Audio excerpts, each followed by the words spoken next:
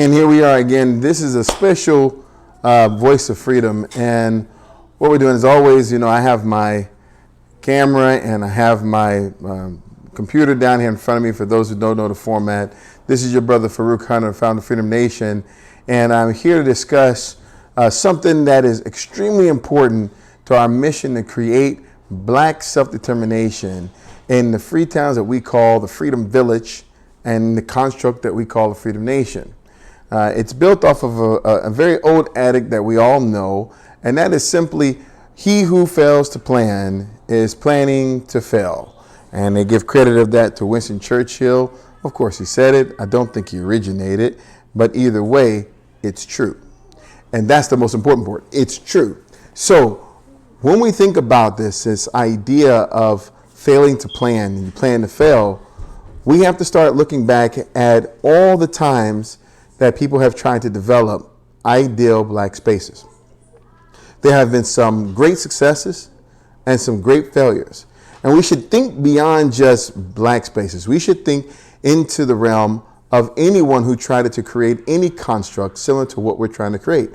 We're not the first to try to create an idealistic space for a set of people who've been through a similar set of circumstances and share a bond amongst a racial or cultural line.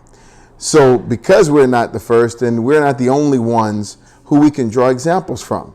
However, in our history, when we look back at the various movements that have been out there, let's start somewhere right outside the Reconstruction period. Let's start when we talk about the early 1900s to late 1800s. There were at least 220 attempts to create ideal Black-owned towns in the United States, at least. Those are the ones that are very well documented. Now, we know about the Black Wall Street and how they were destroyed. This was a little bit more of the sinister method. We can say that there was a failure, and one of the failures was to protect, but that's a different conversation. Let's talk about what those two young gentlemen did when they created Black Wall Street. They had a piece of land, 40 acres of land. They drew out their plans. They identified where streets would go, where different businesses would go. They found excellent people. They invited them in. They sold the land to them, and they built excellent businesses, schools, and other institutions to build what we all know today, what Booker T. Washington called the Black Wall Street. The name came from him. We also know of some other spaces. Some are made popular by how they disappear, like Rosewood. Some are made popular by things that happen once the places start to fall. And, things like other towns throughout the country where bad things have happened now, currently, in some of the police brutality. Those are failed cities. But what we don't really know a lot about is, out of those 200, 100 or some odd cities that failed because the planning was really bad. They didn't plan for how to transition there. It was usually just people just kind of taking a risk, jumping off into a space. A lot of the Black towns came out of the necessity to build the railroads in the U.S. And in those spaces where there was really bad land, but the railroad had to stop and the train had to do things like refuel and get water and so forth and so on, they were trying to build towns to facilitate that. And so the railroads encourage Black people to go and build towns in those areas. And in trying to build towns in those areas, there was a lot of misses, pluses. One of the biggest ones is that they didn't keep their promise and they put the railroad elsewhere. So a failure to plan every single detail of what this space can be is definitely a plan for failure. But I will tell you, this is a community. Every plan at its base starts with the plan that you make, the plan that you create for yourself and your family.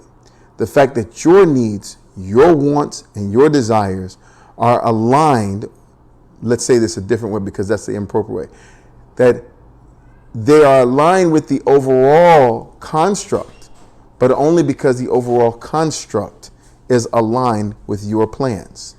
That can only happen with a certain level of transparency amongst one another. The future of our space cannot be something that is all about the secret squirrel.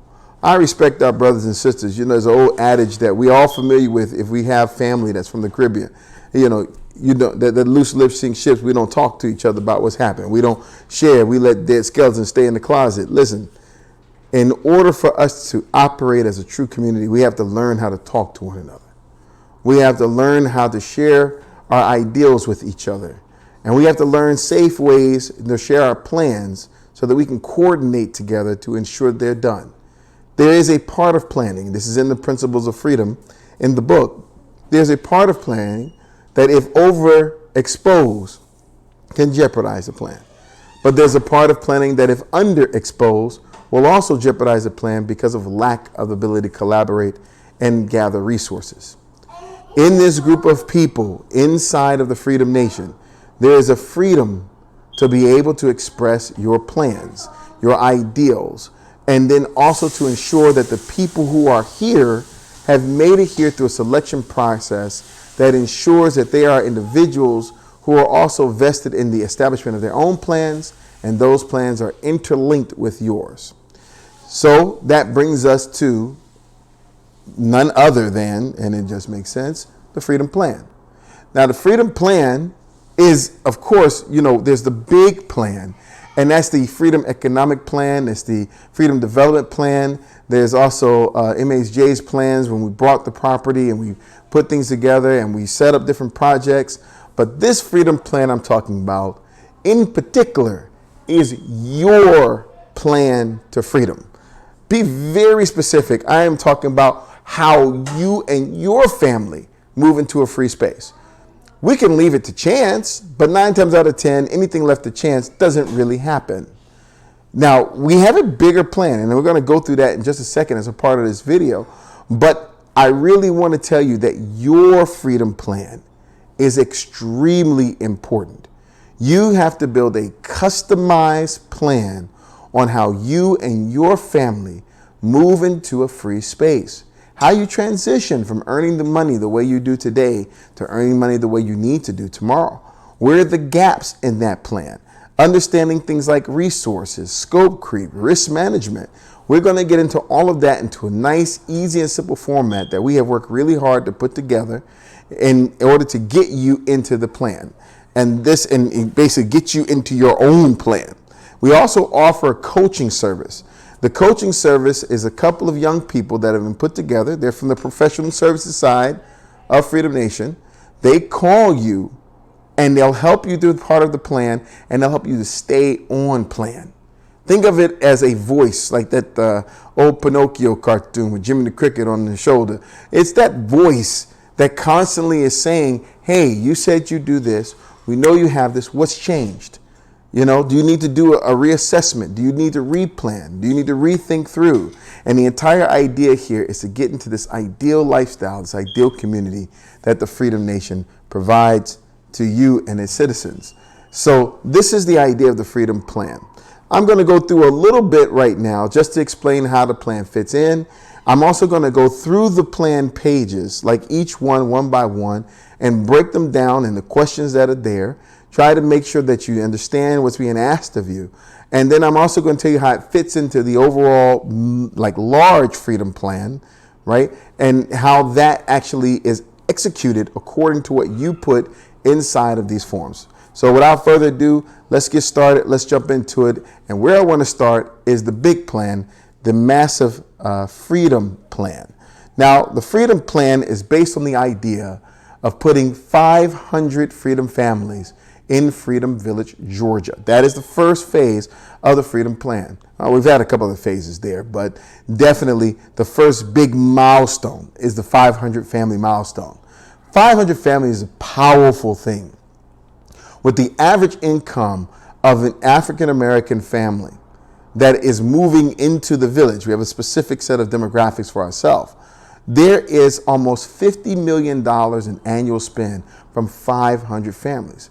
That might sound like big and ridiculous, but it's actually less than $100,000 per household. Doesn't mean a bunch of six-figure earners. It means people who are earning around that level. Some of our folks inside of California and some of our folks in New York, they're paying just short of that in order just to live.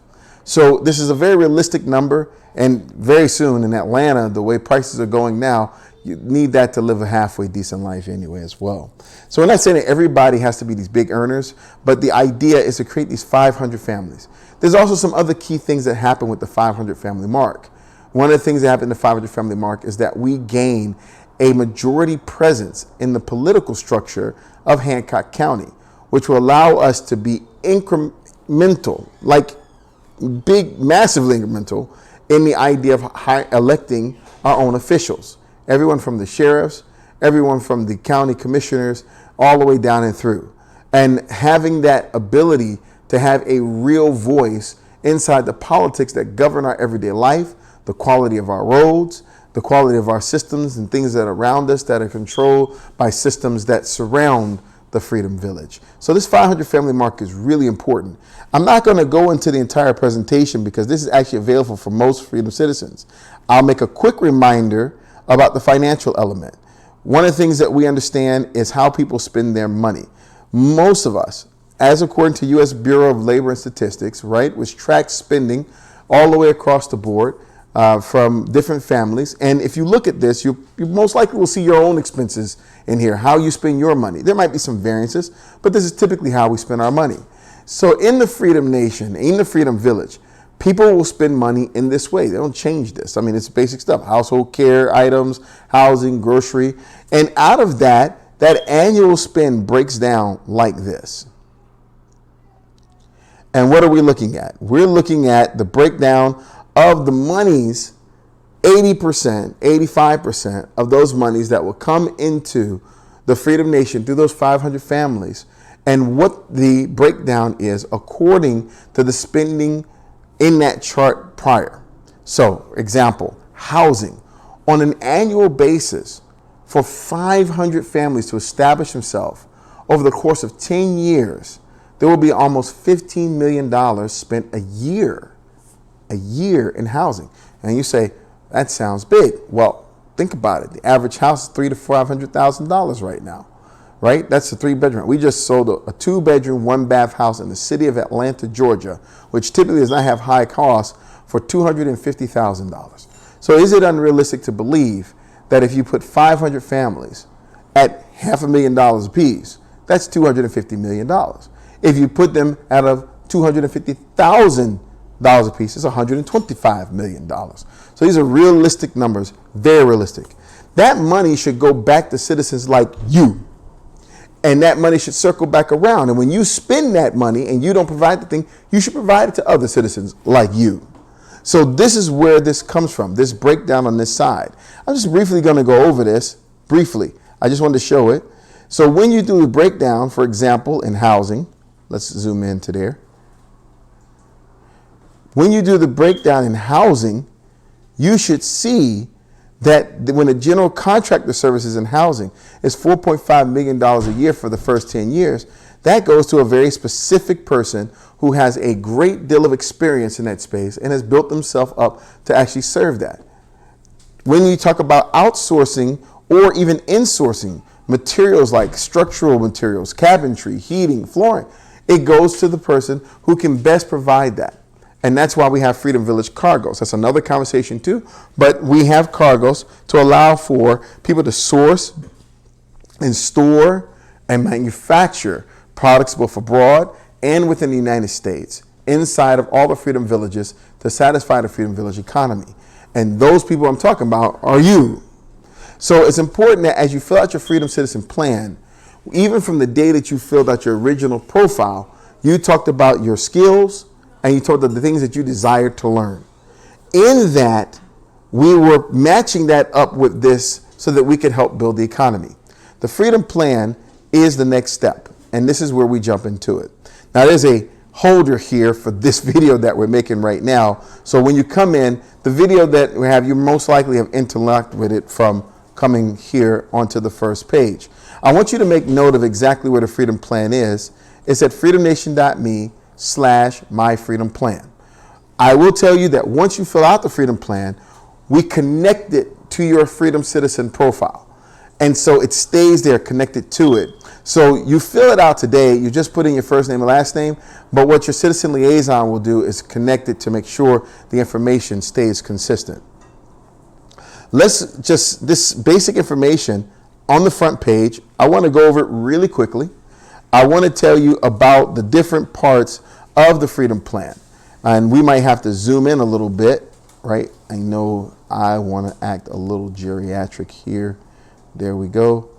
And zoom in. Okay. Let's get into it. There we go. So here's one of the biggest things. In planning, there are 5 major components that we cover in the Freedom Nation Plan. You might not know this, but I've spent the last decade and a half being a programming and project manager. And this has been one of my areas where focusing on planning and helping really big organizations plan, as well as small individuals, small companies, everything. So when I say small individual, I don't mean by size or finance. I'm just simply talking about one person versus 2 or 3 or 5 people. The major components first include your goals. In the plan, you'll have the ability to put multiple goals in. I'm going to read that off real quick. Goals are the key to planning. They determine where you want to go. There's nothing more important than putting clear and concise goals. Risk assessment is something that most people fail at and their plans fail along with them. You must calculate what might go wrong and think of ways to counter those risks before they happen. We are going to get into how to do a risk assessment, and I'm going to show you how to break that down. Resources and the abundance or lack thereof are the fuel to your goals. Whether they be human, financial, spiritual, mental, physical, or otherwise, they will determine how long the engine of your dreams can run. So imagine it as the fuel to your engine of your desires and your goals. Capacity determines the rate at which your resources can be utilized in order to get to your goals. Like the nest of a hose on a water tank, understand capacity is a necessity to understanding how quickly you can reach your goals. Now, here's a visual I can put with that. Let's, it sounds a little weird, so it doesn't come off that catchy or whatever, but I like to kind of explain it in a different way. When you talk about capacity is a little different. What capacity does is, think about that water tank, right? Big old water tank. And then I have a hose from the water tank. And the hose is running straight down, so the water is just kind of coming out the water tank. If I have a little hose, it comes out slow. If I have a huge hose, it comes out fast. In planning, we look at capacity as the ability for us to expend our resources and our abilities to access those resources to get things done. Sometimes we can move fast. We can go all out. We can just jump it all in and get it done. Sometimes we can't. Some things just take more time. Some things have to be done one after the other after the other. And that's the capacity that we have. We just can't go faster than that. So that's one of the things that we want to cover in there is capacity. But the questions, they'll resolve that. And let's jump into that as well. There's 3 more areas that I'd like to cover. And that is that planning is a phase initiative. The Freedom Plan is not meant for you to fill this out and then, boom, I have a plan. No, this is a questionnaire. It's meant to do an assessment to understand what we talked about before, your goals, your risk, your resources, and your capacity. From that assessment, we strategize with you. Someone will call you. Someone will talk to your citizen liaison or one of their staff members in the citizen liaison office will call you and talk to you and to understand their plan in greater detail. Now, as they go through that plan, they'll try to identify things that you might have put in there and might have not, and refine your plan even more. The strategizing session will come down to breaking down the schedule. When can I do this? How far off is this milestone? How do my resources truly line up with the milestones? Do I have something else planned that might make it happen? So forth and so on. And this is that strategizing that will then turn around and produce a schedule. The schedule will then be used for you to stay on track with your goals. In addition to that, your coach, if you decide to hire a coach, it's $50 a month, by the way. The coach will call you once every 2 weeks or once a month based on what you agree upon. And they will talk to you about staying on schedule. They will ask you, are there changes in your resources? Is there changes in your capacity? Have there been adjustments in your goals? Are there new risk factors that have come up that might cause any diversion? And from those things, they'll help you refine the plan and keep moving forward so that you can achieve the goal of freedom. Now I'm going to zoom out a little bit. Well, maybe I'll just keep it in because it's nice and big. And let's go to the next page. Now, there are 8 parts. There's a 9th page, but there are 8 parts of this form.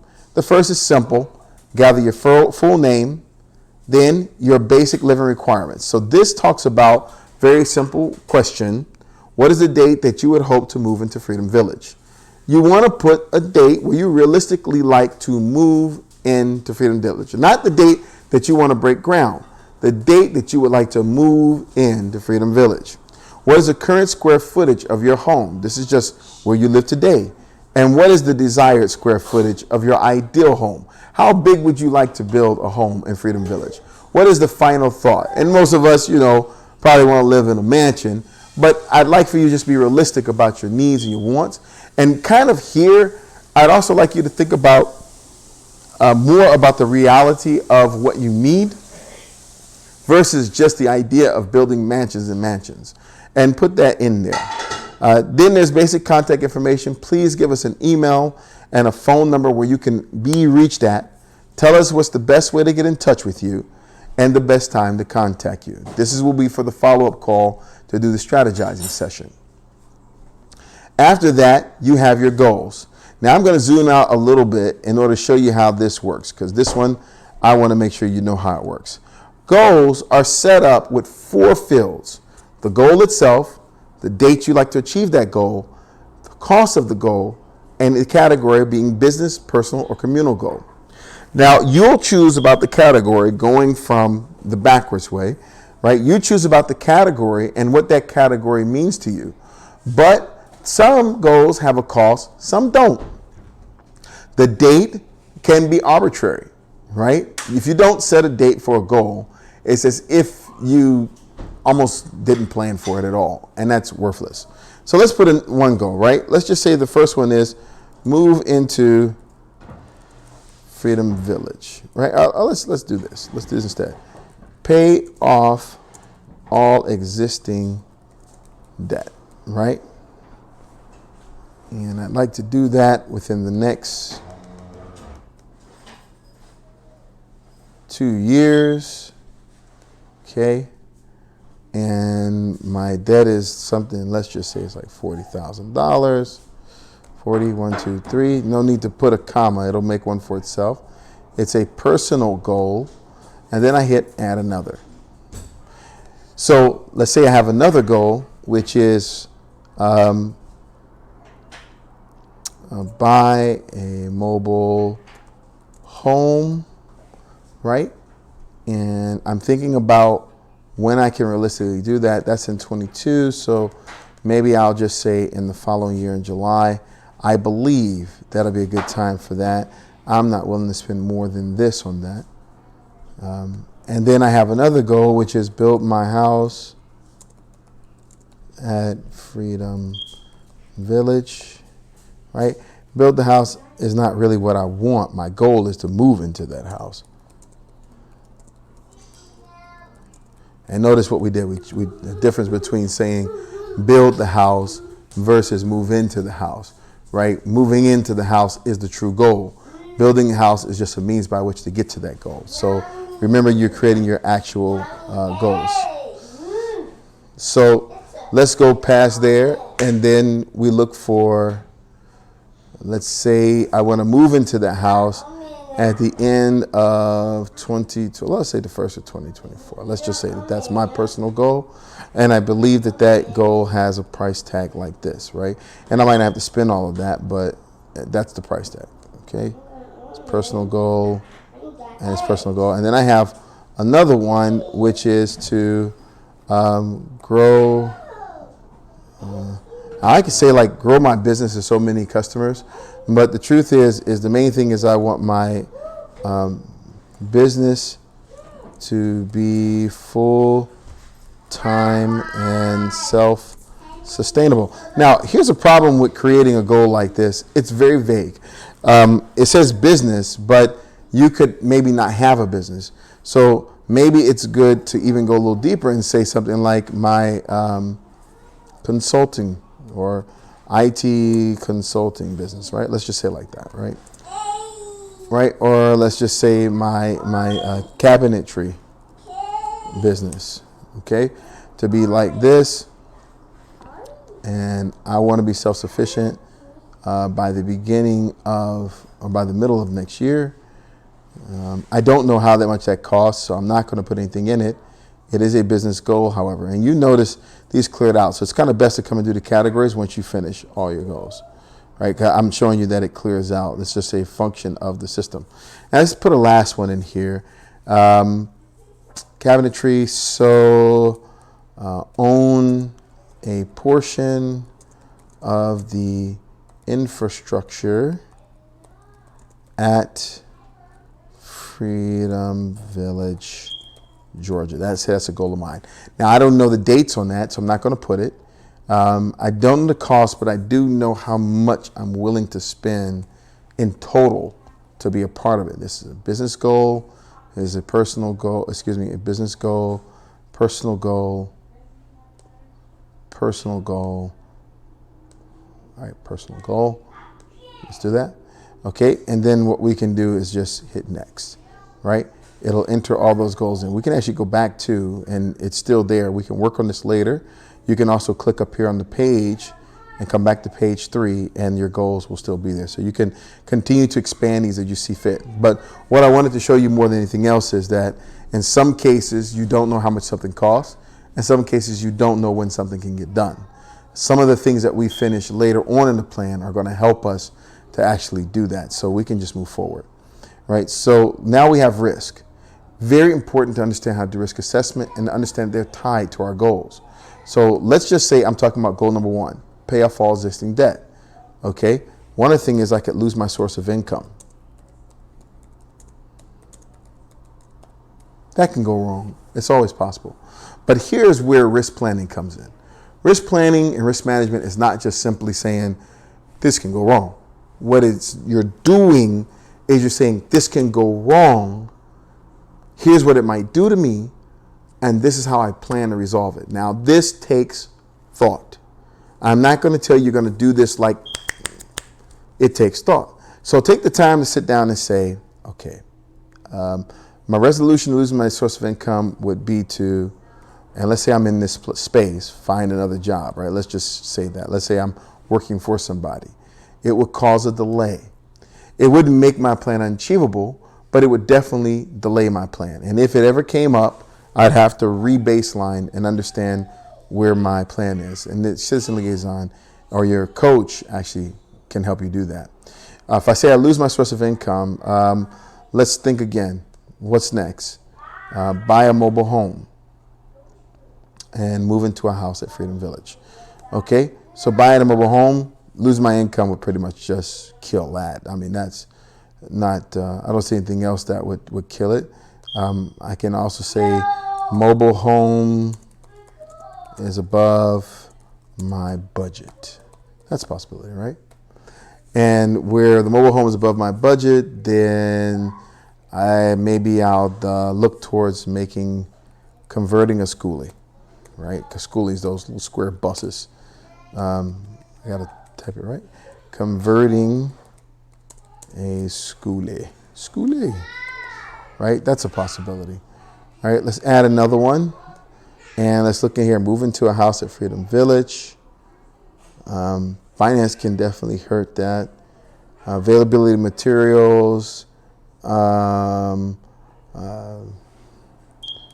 Freedom Nation preferred contractor does not have schedule or resources. So let's just say that Brother Prince Muhammad doesn't have a schedule or the resources.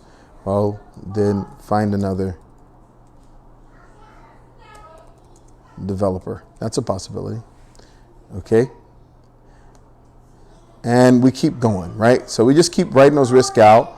And what you've seen that you've done is you end up having risk after risk. Now, and you can see each one after the other, after the other, after the other. So I'm going to go back a little bit. Let me go ahead and I'm going to fill this out. Fruit Hunter. Okay. What is the date? Let's just put a date in here in the future. Size of your house. Okay. That. Contact information. Phone number. I'd rather you email me or text me, actually. And you can call me midday on most days. Okay, there's my goals, a set of risk, and now we get to resources. So resources ask you mainly firstly about human resources. This is how many household adults, okay? My case right now, it's like 4. Working adults, 2. Non-working adults, 2. Total kids in the house, there's another 2. Total kids in public school, 0. We don't do public school. Special care needed to take care of me. No, thank God so far. Do I have parents that might need my care? Yes. How long before I believe they will need that care? When do I plan to take over my parents' care? By October 1st next year. Do I own a vehicle? Not anymore. I don't do vehicles. Not Fruit Hunter. Right? So that's simple, right? It wasn't complicated. Really simple, straightforward. Total monthly income. Now, here's the part where people are going to clam up. We as a people always have a problem sharing information about our financial resources. I'm going to tell you for a fact that your plan will fail if you don't put this here. So this is where I also talk about the audience.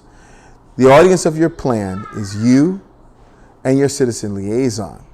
It is stored inside of our Podio-based system that we use, and it's customized for use for the Freedom Nation. As a matter of fact, here it is right here. This is the actual area where we keep citizen information and everything else. Okay?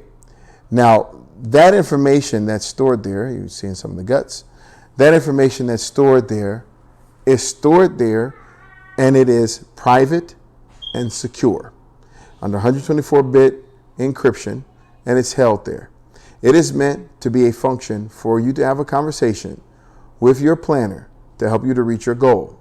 In addition to that, we do consolidate the information, not person by person, but overall, to understand how far we are from meeting the goals that we've set here, so that we can actually look at the Freedom Plan and understand if the goals for our economic plan, our larger plan, are realistic. We do real alignment between plans of the Freedom Nation and the plans of the Freedom Citizen. So I'm saying all that to say, feel open and comfortable to put the information in, right? Monthly income, any additional income. I work on the road versus remote. On the road means like if you're a driver, you're not necessarily remote. You're at your job per se because your job is just mobile. But I'm remote. You business owner? Yes. If I choose yes, it'll open up this. It's a full-time thing for me. Type of business here. Number of employees. Okay. Now, there's some billing questions. And the billing questions ask about this. There are several reasons why we ask for the billing information. And I'm going to ask you, please, to be as honest as possible in the space, because this information feeds back over here. And this is used to identify whether or not we've made good calculations to figure that those citizens that have made plans can then start to facilitate one of these businesses that are here.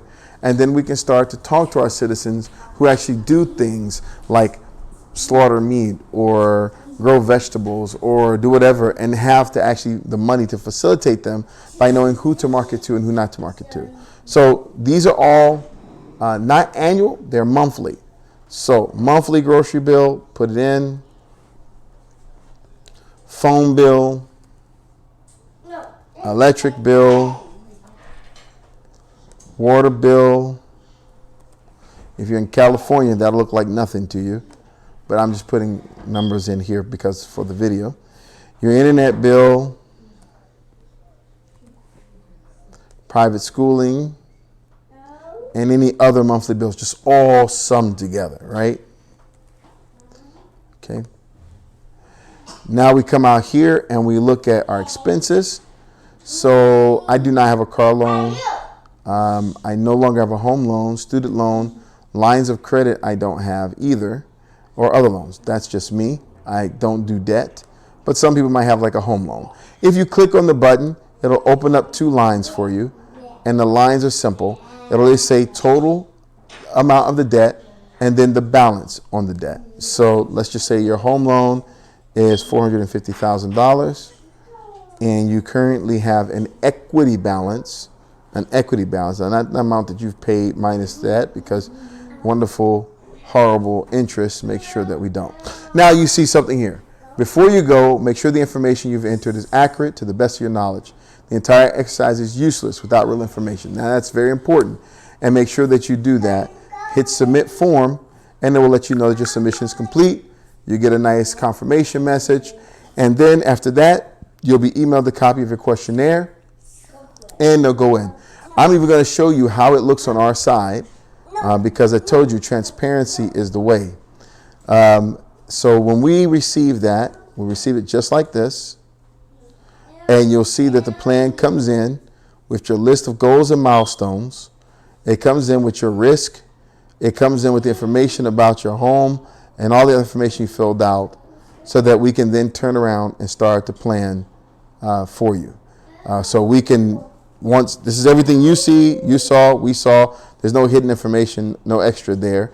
And then we help you to build the plan from there. So that is the My Freedom Plan, and that is how you fill it out. I hope that it turns out to be easy for you. And I know for a fact that having the information and being able to work with you towards your possible move-in date, as well as your goals, will make having a Freedom Village, having a space of Black determination, an absolute reality. That's it for me, your brother Farouk Hunter. As always, he who fails to plan is planning to fail. Let's remember that. Let's take it with us. And I say, Assalamu alaikum, Uhuru, Shalom. We'll see you next time around.